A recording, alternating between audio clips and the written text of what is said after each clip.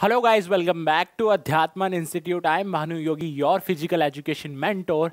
And today in this video lecture, we are going to talk about our physical education unit number 3, yoga and lifestyle. जी हाँ, इस unit में हम योगा और lifestyle, जिस तरीके से मतलब योगा अगर हमारी लाइफस्टाइल में हम अडप्ट करते हैं, उन्हें लेकर के आते हैं, तो क्या हमारे लाइफस्टाइल में चेंज होंगे, किस तरीके से स्पोर्ट के फील्ड में या अदर फील्ड में हम बेनिफिट उठा सकते हैं, तो इनके बारे में हम बात करेंगे। कुछ योगास के बारे में हम बात करेंगे, किस तरीके से उन्हें किया जाता है, क्या क्या बेनिफिट्स हैं, तो ये सब हम बात करेंगे। और ये हमारे टर्म 2 पर आएगा, ठीक है।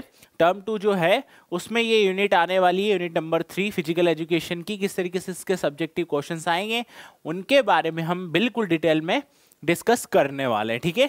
तो सबसे पहले इसको स्टार्ट करने से पहले वही एनर्जी बना ले, ताकि एकदम एनर्जेटिक वे में हम इसको पढ़ें और शानदार तरीके से इसको हम सोल्व कर पाएँ। तो सर आज का जो हमारा मोटिवेशनल थॉट है वो क्या है? देखो, मोटिवेशनल जो आज का हमारा थॉट है वो है कि रख हौसला वो मंजर भी आएगा, रख हौसला वो मंजर भी आएगा, प्यासे के पास समंदर भी आएगा, थक कर ना बैठ ए मंजिल के मुसाफिर, थक कर ना बैठ ए मंजिल के मुसाफिर, तुझे मंजिल भी मिलेगी और मंजिल मिलने का मजा भी आएगा, ठीक है। तो हमें थकना नहीं है, वही डेडिकेशन सेम एनर्जी से बिल्कुल अपना काम करना है, ताकि जब मंजिल मिले ना तो सबसे ज़्यादा मज़ा हमें ही आए, ठीक है, खुद को ही आए। तो उसी इंटेंसिटी से हम स्टार्ट करते हैं हमारी यूनिट जो है योगा और लाइफस्टाइल। सबसे पहले हम जान लेते हैं यहाँ पर, देखो कि योगा का मतलब क्या होता है। आसन प्रिवेंटिव मेजर, ठीक है, कि आसन होते क्या हैं, किस तरीके से इनका यूज किया जाता है और क्या क्या ऐसी चीजें जो हम ध्यान में रखते हैं। तो सबसे पहले देखो, asana refers to the many position. जो आसन होते हैं ना, आसन जो होते हैं आपके, वो काफी ज्यादा many different kind of posture होते हैं, ठीक है। अलग अलग स्थिति में हम वो आसन्स को करते हैं। और इन विच अ पर्सन सिट्स और स्टैंड, जिसमें एक पर्सन खड़ा होता है, बैठता है टू डू योगा, योगा करने के लिए। और आजकल हम देख रहे हैं कि जो योगा है ना, वो नॉट ओनली एक पर्टिकुलर कंट्री बल्कि ग्लोबल में काफ़ी ज़्यादा पॉपुलर है। धीरे धीरे लोग अपनी लाइफस्टाइल में अडॉप्ट कर रहे हैं योगा को, उनके बेनिफिट्स को जान रहे हैं कि योगा अगर हम करते हैं तो किस तरीके से हम अपने आप को फिट और एक्टिव रख सकते हैं, हमारे डेली रूटीन के वर्क हम कंटिन्यू कर सकते हैं। तो जब लोग इन सारी चीज़ों के बारे में धीरे धीरे जान रहे हैं ना, तो काफ़ी ज़्यादा आसानी हो जाती है। होती ही नहीं होती है, हो जाती है, ठीक है। जैसे कि यहाँ पर देखना कि it is a Sanskrit word. जो आसन है वो एक संस्कृत वर्ड है जिसका मतलब होता है फिजिकल पोस्चर, यानी एक फिजिकली हम जो भी पोजिशन में आते हैं उसे हम आसन कहते हैं, ठीक है। Various types of physical posture और asanas mean bending and straightening the body, यानी अपनी बॉडी को या अपनी बॉडी को झुकाना या स्ट्रेट पोजीशन में रखना। तो ये सब क्या है? सब आसन है, डिफरेंट काइंड ऑफ आसन होते हैं, ठीक है। तो आसन का मतलब आगे समझ में कि आसन वो चीज़ है जिसमें हमारा फिजिकल पोस्चर होता है, एक पोजीशन में हम अपनी बॉडी को लेकर के आ सकते हैं, चाहे वो बेंडिंग हो चाहे वो स्ट्रेटिंग पोजीशन हो, तो इसी को हम आसन कहेंगे, इसी को हम क्या कहेंगे? आसन कहेंगे, ठीक है ना। नाउ नेक्स्ट चलते हैं हम। तो सबसे पहले देखो, दिस स्टिमुलेट्स ब्लड सर्कुलेशन। जो आसन है ना, अब हम आसन करेंगे तो क्या क्या इसके फायदे देखो। This stimulates blood circulation, balance the nerve system. इससे हमारा ब्लड का सर्कुलेशन जो होता है बॉडी में वो काफ़ी अच्छा होता है, काफ़ी अच्छा वो होता है। अगर हम डेली और एक्टिवली योगा करें तो काफ़ी अच्छा वो होता है, ठीक है। Benefits the various system running in our body, like जैसे कि अलग अलग सिस्टम हमारी बॉडी में रन करते हैं। The digestive system, digestive system जो होता है, नर्व सिस्टम जो होता है, कार्डियोवैस्कुलर सिस्टम होता है। ये जो जितने भी सिस्टम है सभी हमारी बॉडी के लिए, हमारे लिए बेनिफिशियल है। ऐसा नहीं है कि कोई भी सिस्टम हमारे लिए कम ज़्यादा वर्क करता है, कुछ नहीं, सबका प्रॉपर मेंटेनेंस होना चाहिए। जब तक प्रॉपर मेंटेनेंस नहीं होगा हम फिट और एक्टिव कैसे रहेंगे? फिट और एक्टिव रहने के लिए तो हमें प्रॉपर मेंटेनिंग की जरूरत पड़ेगी, पड़ेगी नहीं पड़ेगी? पड़ेगी, ठीक है। तो यहाँ पर देखो, डाइजेस्टिव सिस्टम जो है वो अच्छा होना चाहिए, नर्व सिस्टम अच्छा होना चाहिए, कार्डियोवैस्कुलर सिस्टम अच्छा होना चाहिए, मसल्स के जो जॉइंट्स हैं, आसन से, ये सब बेनिफिशियल होंगे, तभी तो हमारा जो माइंड है और डिफरेंट काइंड ऑफ चक्रास जिसकी हम बात करते हैं, लाइक एनर्जी सेंटर। अब हमारी ह्यूमन बॉडी में 5 चक्र जो होते हैं ना वो एक्टिव होना चाहिए। मतलब हम देखते हैं ना कि पुराने टाइम में जो साधु संत, जैसे आज के टाइम में भी जो साधु संत होते हैं, वो काफ़ी ज़्यादा मेडिटेशन करते थे और अभी भी करते हैं। तो मेडिटेशन जब वो करते हैं ना, तो एक्चुअल में वो इस तरीके से अपनी बॉडी को इस सिचुएशन में लाते, अपने मेंटल एनर्जी को और फिजिकल एनर्जी को, कि वो 5 चक्रास जिसकी हम बात करें उन्हें जनरेट करते हैं और कहीं ना कहीं वो एक पॉजिटिव एनर्जी बिल्डअप करते हैं। ये सब किससे हो रहा है? आसन से हो रहा है ना। किससे हो रहा है? आसन से हो रहा है, ठीक है। Now thus preventing many types of lifestyle disease, asanas also help in receiving stress। देखो आसन्स जो होते हैं वो स्ट्रेस जो होता है, ट्रीटिंग एंजाइटी जो होती है, make a person mentally resilient. देखो वो क्या करती है कि जब हमारे पास डेली रूटीन के वर्क होते हैं, आजकल हम देख रहे हैं कि जो टाइम चल रहा है काफ़ी स्ट्रेसफुल टाइम चल रहा है, एंजाइटी वाला टाइम चल रहा है, तो हम कहीं ना कहीं इन सारी चीज़ों से बचना चाहते हैं। तो ये कब पॉसिबल हो पाएगा? ये तब पॉसिबल हो पाएगा जब हम लोग एक्चुअल में करेंगे क्या, कि हम सब मिलकर के योगा जैसी चीज़ों को अपनी लाइफस्टाइल में लेकर के आएंगे। एक्टिवली नहीं करेंगे तो कहीं ना कहीं वो एक पॉजिटिव एनर्जी बिल्डअप होगी। जब पॉजिटिव एनर्जी बिल्डअप होगी ना, तो कुछ ना कुछ फायदे तो मिलने ही वाले हैं, ठीक है।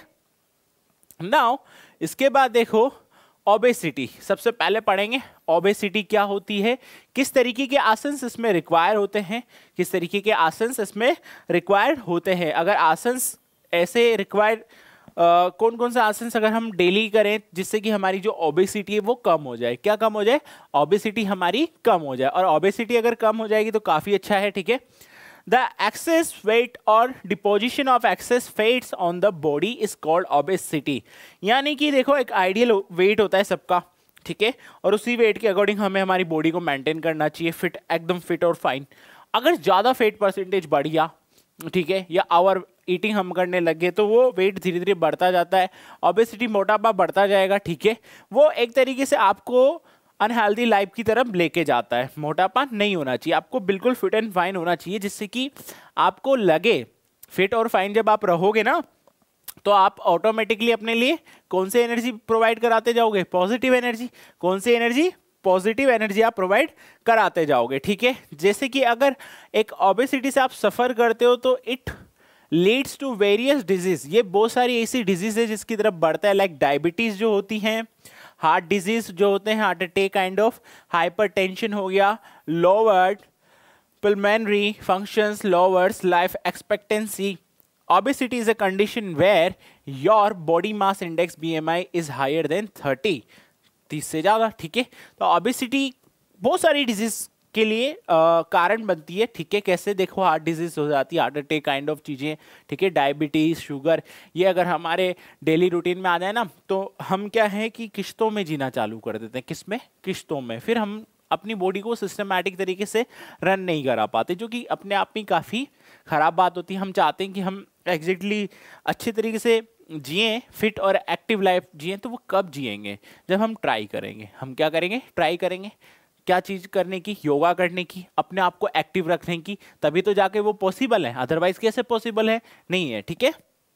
नाउ इसके बाद देखो देयर आर वेरियस रीजन्स, ऐसे कई सारे रीजन्स होते हैं फॉर ओबेसिटी, ओबेसिटी के लिए, such as lack of proper exercise, जैसे कि कम एक्सरसाइज हम करें।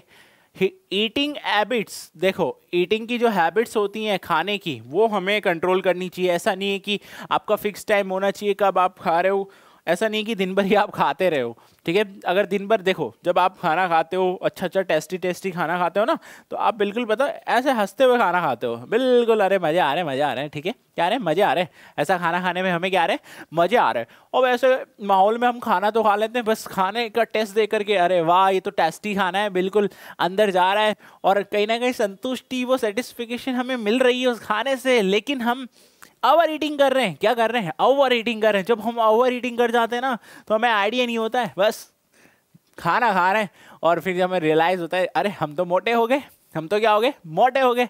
और फिर मन भी नहीं कर रहा एक्सरसाइज करने का, कुछ नहीं करने का, तो मोटे हो जाओगे तो बहुत सारी बीमारियां हो जाएगी, बहुत सारी बीमारियां हो जाएगी ना, तो तुम कुछ कर ही नहीं पाओगे, तुम कुछ कर ही नहीं पाओगे। बीमारियां तुम्हें इस तरीके से जकड़ लेंगी कि तुम ना तो एक्टिव लाइफ जियोगे ना एनर्जेटिक लाइफ जियोगे, और फिर धीरे धीरे समझ लो कहाँ पे जाना है कहाँ नहीं जाना, वो काइंड ऑफ चीज़ें तुम्हारे साथ हो जाएगी। तो जब खाना खाओ तो फिक्स टाइम होना चाहिए, रूटीन होना चाहिए, शेड्यूल होना चाहिए, एक्सरसाइज होनी चाहिए।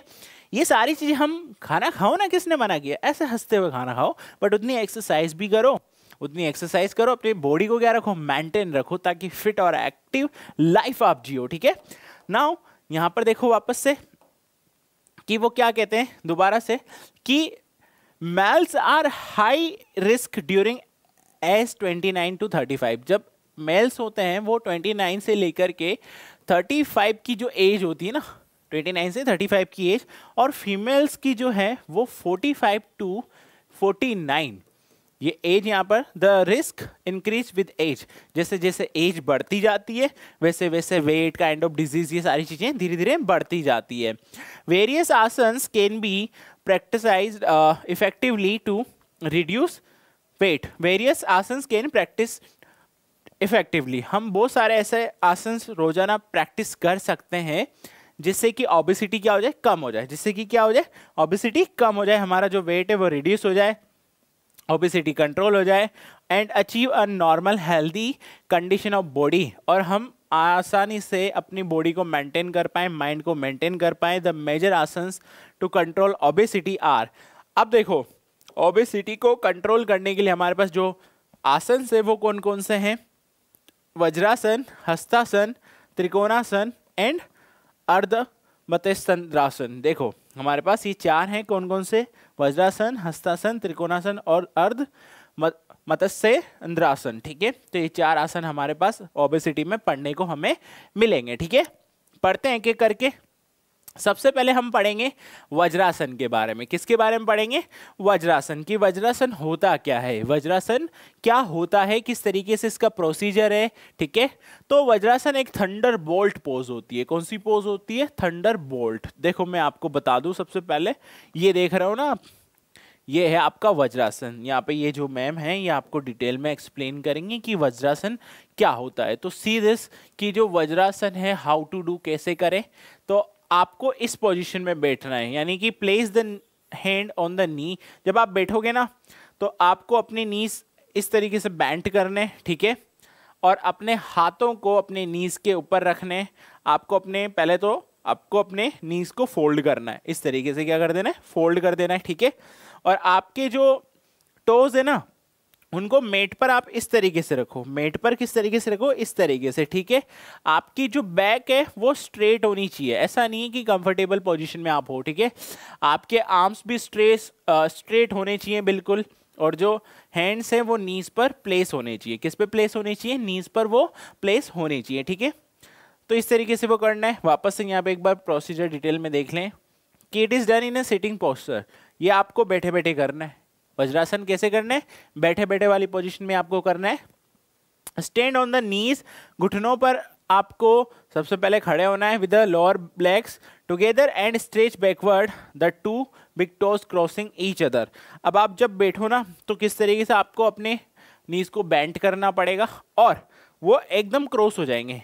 Lower the body, sit your heels, rest your buttocks on the heels and the thighs and the calf muscles. Keep the hands on the knees and keep the head straight. देखो जब वो cross हो जाएंगे तो आपको अपनी back क्या करनी है, सीधी करनी है, अपना हेड सीधा रखना है और अपने आर्म्स को किस पर प्लेस करना है, घुटनों पर प्लेस करना है। ठीक है, और कंसंट्रेट ऑन ब्रीथिंग, और सांस यानी इनहेल एक्सेल पे आपको कंसंट्रेट करना है। ठीक है, तो इस तरीके से आप कौन सा आसन करोगे, वज्रासन। कौन सा आसन करोगे, वज्रासन। ठीक है, इसके बेनिफिट्स क्या क्या है वज्रासन के, देखो vajrasana modify the blood flow in the lower pelvic region, it increases the efficiency of the digestive system. Vajrasana से क्या होगा कि जो लोअर पार्ट होते हैं तो वहां पर ब्लड का सर्कुलेशन, ब्लड का फ्लो काफी अच्छी तरीके से होगा, और ये कह रहे हैं कि ये एफिशिएंसी बढ़ा देता है किसकी, डाइजेस्टिव सिस्टम। आपका जो डाइजेस्टिव सिस्टम होता है ना, अगर उसकी आपको एफिशिएंसी बढ़ानी है, डाइजेस्टिव सिस्टम आपको अच्छा रखना है, तो कौन सा आसन ठीक है, वज्रासन। कौन सा आसन ठीक है, वज्रासन। ठीक है, सेकेंड देखो, it helps to prevent acidity and ulcers by improving digestion. यानी कि अगर आप एसिडिटी से या अल्सर से सफर कर रहे हो तो आपको क्या चीज इंप्रूव करनी है? Digestion system. डाइजेशन सिस्टम आपको इंप्रूव करना है। वो कब होगा? जब आप कौन सा आसन करोगे? वज्रासन। ठीक है। It is a good meditative pose for those suffering from the sciatic and severe lower back problem. अब जो बैक प्रॉब्लम से इनसे फेस कर रहा है ना, उनके लिए भी वज्रासन काफी इंपॉर्टेंट हो जाता है। तो vajrasana strengthens the muscles in back. Back की मसल्स को स्ट्रेंथ प्रोवाइड कराता है, नेक की मसल्स को, चेस्ट रीजन को, इन सबको वो क्या प्रोवाइड कराता है? स्ट्रेंथ। और expand the chest and it good for lungs problem. जब लंग्स की प्रॉब्लम्स होती है तो वो भी कहीं ना कहीं दूर की जा सकती है वज्रासन से। ठीक है। तो इसके बेनिफिट्स हैं। कॉन्ट्राइंडिकेशन कब नहीं करने हैं, हमें ये ध्यान रखना पड़ेगा कि कब हमें ये आसन नहीं करने हैं। ठीक है। तो vajrasana should not be practised by those suffering from severe knee pain. देखो, वज्रासन हमें तब नहीं प्रैक्टिस करना है जब हम कौन से किससे पेन से सफर कर रहे हो? नी पेन से, यानी कि घुटनों का दर्द हो तो नहीं। उसमें घुटने क्या होने वाले? बेंट होने वाले। घुटने क्या होने वाले? बेंट होने वाले। तो हम उसमें परफॉर्म तो कर ही नहीं सकते। अगर घुटने बेंट होंगे, दर्द होगा, तो अरे भैया नहीं करना। ठीक है। जब घुटने सही हो जाएंगे तभी करेंगे। ठीक है। दिस आसन should be avoided by recent surgery patient of legs और वेस्ट। जिसकी कमर की और पैरों की सर्जरी हुई है ना अभी लेटेस्टली, तो वो लोग भी थोड़े दिन ना करें, जब रिकवर हो जाए तब करें। ठीक है। जब रिकवर हो जाए तब वो परफॉर्म करें तो बेटर होगा उनके लिए। ठीक है। इफ फील एनी पेन, अगर कोई भी दर्द महसूस होता है इन द एंकल्स, एंकल्स में ड्यूरिंग वज्रासन, वज्रासन के दौरान, रिलीज द पॉज। ये जो पॉज है इसको रिलीज, छोड़ दो। Massage the ankle with the hands. बिल्कुल अपने एंकल को मसाज करना अपने हाथों से। ठीक है। क्योंकि कई बार पेन के चक्कर में ये काफ़ी चीज़ें खराब हो जाती है, उल्टा लेने का देना पड़ जाता है। ठीक है ना। तो ये वज्रासन आपका हो गया। इसके बाद हम बात करेंगे कौन से आसन की? हस्तासन। और हस्तासन जो होता है वो आपको बिल्कुल हंसते हुए करना है। कैसे करना है? हंसते हुए, रोते हुए बिल्कुल नहीं करना है। जब आप हंसते हुए हस्तासन करोगे तो आप आने वाली बीमारियों से, रोने से बच जाओगे। तो हस्तासन हम पढ़ते हैं कि हस्तासन होता क्या है। ठीक है। तो हस्तासन पे चलते हैं। देखो, हस्तासन सबसे पहले इधर पता कर लें। ये देखो, इनको देख रहे हो कितने अच्छे ये हैं, रोज आसन करते हैं सुबह उठ करके, और कितने फिट और एक्टिव लग रहे हैं। लग रहे नहीं लग रहे? बहुत फिट लग रहे हैं। ये बहुत ज़्यादा फिट हैं, ये फिट एंड फाइन। वाओ। तो इनके जैसे बिल्कुल हंसते हुए, देखो इनके चेहरे पे मुस्कान देख रहे हो, बिल्कुल अच्छी वाली मुस्कान है इनके चेहरे पे। ये देखो, हंसते हुए ये सारे गम काट देते हैं, और हंसते हुए ये बिल्कुल अच्छी प्रैक्टिस करेंगे और कितने एक्टिव हो जाएंगे, तुम्हें आइडिया भी नहीं होगा। चलो इनसे करवा देते हैं पहले। देखो, कुछ नहीं करना आपको, आपके दोनों हाथ ऊपर की तरफ करने, ये स्ट्रेट। ठीक है। ये स्ट्रेट आपको अपने हाथ करने, और आपकी जो बैक है वो भी स्ट्रेट होनी चाहिए, और ये जो पैर हैं वो भी स्ट्रेट होनी चाहिए, और थोड़ा सा चेहरे पे स्माइल दे दो इनकी तरह। ठीक है। तो ये आसन आपसे हो जाएगा। ठीक है ना। चलो वापस से समझा दूं मैं आपको। इधर ध्यान से देखना, करना क्या है इसमें आपको, बिल्कुल भी प्रोसीजर क्या है इसका। Hastasana is done in a standing posture. Standing posture में इसको किया जाता है। Start with standing in tadasana and twist the arm in a way that the palm are the pointing away from the toe, also along with the thumbs facing backward. Inhale and along with the brush away your arms out the toward the roof. यानी कि आपको करना क्या है? देखो, अपने आप को एकदम स्टैंडिंग पोजीशन में लाना है, बिल्कुल सीधे खड़े हो जाना और अपने दोनों हाथों को ऊपर ले जाना है, जैसे ये लेकर के गए ना, इस वाली पोजीशन में। किस वाली पोजीशन में? इस वाली पोजीशन में आपको ये लेकर के जाना है। ठीक है। तो ये हो गया आपका ताड़ासन। ठीक है। Sorry, not tadasana. Tadasana position में तो आप आ जाओगे, फिर थोड़ा सा इसको अपने आर्म्स को ऊपर लेके जा रहे हो, तो ये कौन सा आसन हो गया? हस्तासन। कौन सा आसन? हस्तासन। हंसते हुए कट जाएंगे गम। ठीक है। देखो, bring the arms parallel to one another and then without bending the shoulder push the palms tightly together. देखो, ब्रिंग द आर्म, दोनों आर्म को पैरेलल सिचुएशन में लाना है, ऐसे ला रहे ना। ठीक है।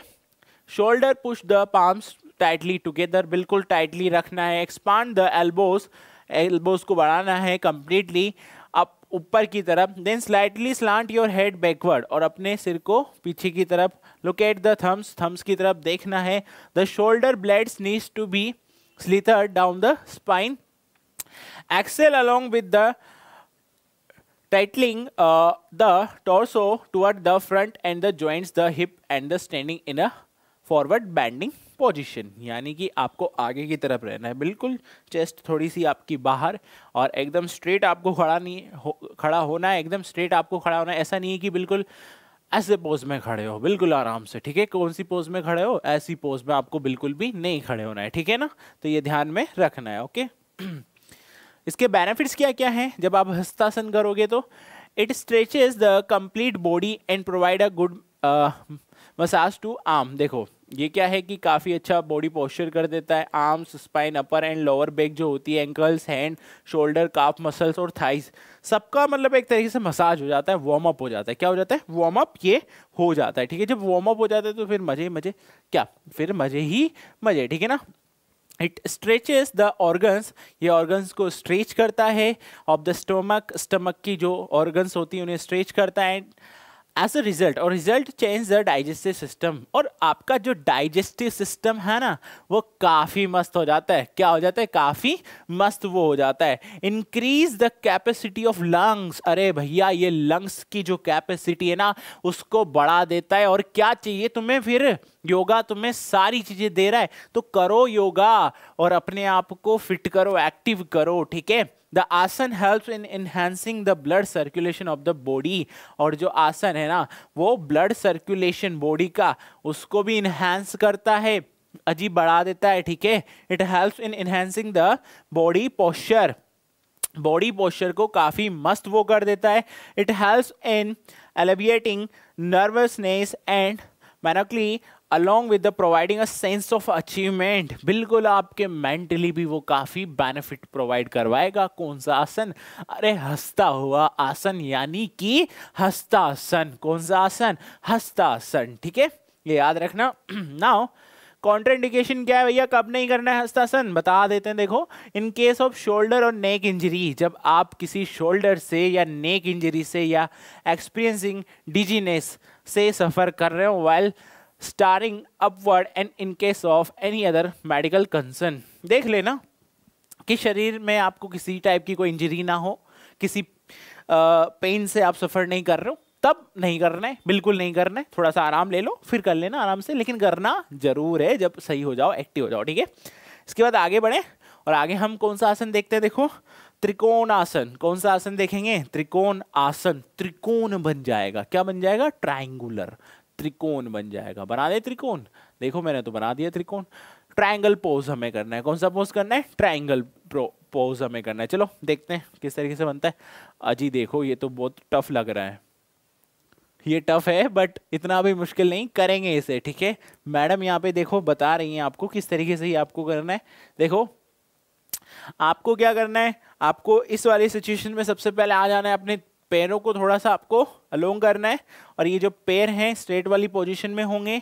और आपको क्या करना है वो प्रोसीजर देखते हैं यहाँ पर अपन। देखो कि सबसे पहले this is done in A standing posture. Standing posture में होगा, stand erect with the feet about 3 feet apart with the knee straight, यानी कि उसको ऐसे आपको एक पैर को और दूसरे को ऐसे, ठीक है।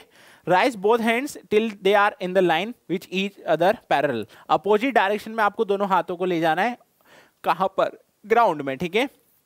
Inhale when you are raising your hand, जब आप अपने हाथों को उठा रहे हो, जैसे एक इधर गए फिर इधर गए, ठीक है, तो ऐसे ये चलता रहेगा। और अपने आप हमें क्या करना है, इनहेल और एक्सेल करना है, ठीक है। इसके बाद देखो, नाउ बेंड टुवर्ड, आगे की तरफ हम झुकेंगे। The right and the slightly bend the knees and touch the right foot with the hands, look up at the left hand. Exhale when you are bending down to the touch the foot, keep your eyes open, अपनी आंखें खुले रखो वरना पता नहीं। हाँ, throughout the practice, पूरी practice के दौरान। Return to the standing position, standing position पे आइए वापस से, और लेफ्ट हैंड में, यानी दोनों साइड पे, एक तो लेफ्ट साइड पे, कौन सी साइड पे, लेफ्ट वाली पे, और दूसरा राइट वाली पे। एक लेफ्ट पर और एक राइट वाली पे हमें ये पूरा फॉलो करना है। Practice as many rounds as it comfortable, जितने राउंड्स होंगे उतने ही आप करो तो बेटर है, जितने राउंड्स हो उतने आप करो तो क्या है बेटर ये हो जाएगा आपके लिए, ठीक है ना।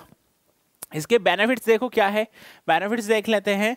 Strengths the legs, knees and ankles, arm and chest. देखो ये किस किस को स्ट्रेंथ प्रोवाइड कराता है, पैरों को, नीज को, एंगल्स को, ठीक है, और आर्म चेस्ट को ये स्ट्रेंथ प्रोवाइड करवाता है। किसको, आर्म और चेस्ट को ये स्ट्रेंथ प्रोवाइड कराता है। इसके बाद stretches and opens the lower back region, groin area, hamstring, calves, shoulder, chest and spine, इनको भी ये स्ट्रेच कर देता है। पूरी तरीके से स्ट्रेचिंग वाला ही तो है ये आसन। कौन सा आसन है, पूरा स्ट्रेचिंग आसन है, तो ऐसे ही ये होने वाला है।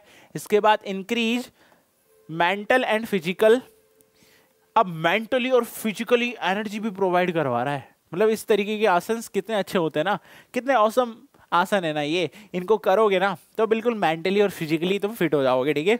इसके बाद हेल्प्स इम्प्रूव डाइजेशन, और डाइजेशन सिस्टम को इम्प्रूव करने में मदद कर रहा है। कौन सा सिस्टम को मदद कर रहा है ये इम्प्रूव करने में, डाइजेस्टिव सिस्टम को, ठीक है। इसके बाद देखो और क्या है, रिड्यूस एंजाइटी, भी एंजाइटी को रिड्यूस करता है, स्ट्रेस, बैक पेन, इनको रिड्यूस करता है ये। Avoid doing if suffering from migraine, अगर कोई माइग्रेन से इनसे सफ़र कर रहा है तो ये नहीं करना है, बैक इंजरी से, ठीक है। और ब्लड प्रेशर की प्रॉब्लम है तो तभी भी ना करें, ठीक है। अब हम पढ़ेंगे कौन सा आसन अगला, अर्ध मत्स्येंद्रासन। कौन सा आसन है, अर्ध मत्स्येंद्रासन, ठीक है, संस्कृत वर्ड है तो देख लेना कौन सा वर्ड है, संस्कृत वर्ड है। तो अर्ध मत्स्येंद्रासन के बारे में हम पढ़ते हैं। हाफ स्पाइनल ट्विस्ट पोज, कौन सा post, half spinal twist pose, इसके बारे में हम पढ़ते हैं, ठीक है। तो देखो आगे इसका प्रोसीजर क्या है, this is done in a sitting pose, इसको हम बैठे हुए करते हैं, सिटिंग पोज में करते हैं। कौन से पोज में करते हैं, सिटिंग पोज में इसको हम करते हैं। Sit with legs straight and stretch in front of you. देखो यहाँ पर देखना, ये दीदी बताएंगे आपको किस तरीके से ये करना है।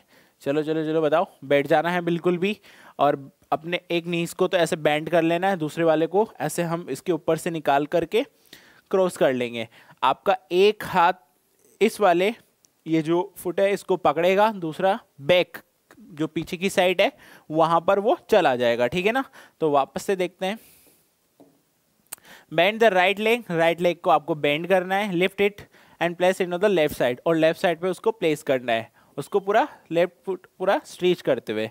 Bend left leg, left leg को बेंड करो, ब्रिंग इट क्लोज, उसे पास लेकर के आओ बॉडी के, place it under right Botox, ठीक है। तो इस तरीके से ये आपको करना है, बिल्कुल यहाँ पर आप देख सकते हो कि किस तरीके से इन्होंने किया हुआ है। Take the left arm round the right leg, grab the toes of the right leg with the left hand, यानी कि आपको दो पोजीशन में ये करते रहना है, ऐसा नहीं एक ही पोजीशन में एक ही डायरेक्शन में आप कर रहे हो। इसके बाद देखो, now turn toward the right hand, इसके बाद continuously move the right hand behind the back, twist the back, breathe normally, यानी पहले राइट फिर लेफ्ट, ठीक है। तो ये आपको पोजीशन चेंज करती रहनी है और इनहेल एक्सेल चलता रहेगा। इस तरीके से इस वाले आसन को हम करेंगे। बेनिफिट क्या क्या है इस आसन के, देखो यहाँ पर, it is one of the best poses, ये काफ़ी अच्छा पोज होता है to improve the flexibility of spine, spine की फ्लेक्सिबिलिटी को इम्प्रूव करने के लिए, ठीक है। It stimulates the liver and kidneys, liver और किडनीज को भी अच्छा रखता है। It stretch the shoulder, hips and neck, shoulder, hips और नेक जो है इनको स्ट्रेच करता है, स्पाइन को एनर्जाइज करता है।